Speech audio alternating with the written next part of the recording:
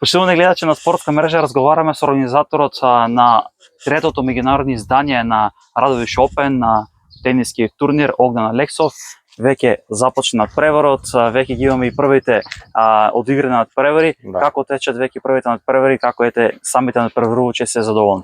Да, одлично. За трето издание веќе некое поголемо искуство за разлика од минатите 2 години. Се тече по најдобар ред, се тече по план.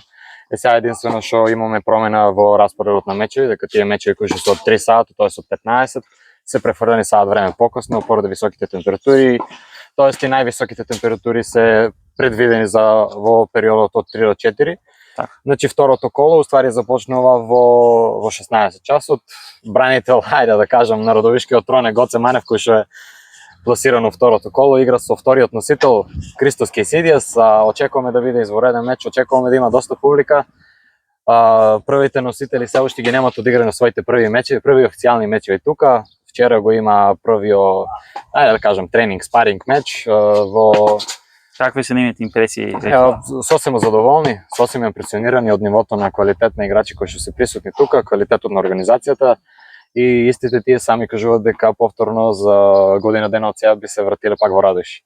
Значи веќе ова треба да се размислува веќе за следното четврто издание. Да, треба да се размислува, да, веќе сериозно. Дека ќе се надмини можеби бројката од 32 надпреварувачи. Бројката од 32 надпреварувачи не е толку пресудна колку што е пресудна квалитетот на самите играчи кои што се присутни тука. Оваа година имаме турнир со 25 или 26 играчи, сериозни играчи, ретко каде се гледа разлика меѓу две нивоа на играчи. Сепак повторно Радовиш не одбива нити еден играч од сосема почетници до скроз професионалци, како што е оваа година ни е гостин, да кажам, Пјотр Нестеров со ранкинг од околу 460 на ATP. Значи тој е можеби најдобар. Да, број еден носител моментално, втор е Кристос Кейсидиас, трет ни е Васил Димитров, четврт ни е Стефан Мицов или бранителот на тронот, кој што 2 години поред е шампион кај нас. Пети ни е Васил Димитров,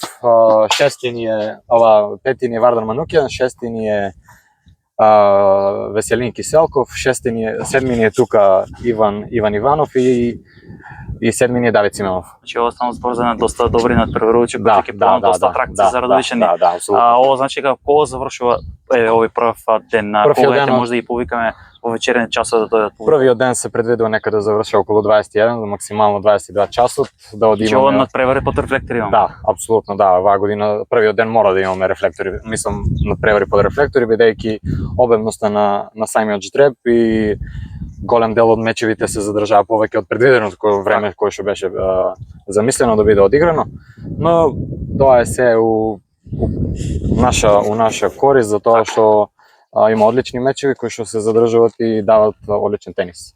Тенис за уживање. Благодарам за овој разговор, ќе имаме разговори со другите играчи со цел да доловиме таа атмосфера која што ќе се случи во овие 3 дена. Можеме само да откриеме дали веќе има дефинирано во недела кога ќе се финалите надпревари. Да, во недела финалето е предвидено да биде во 17 часот.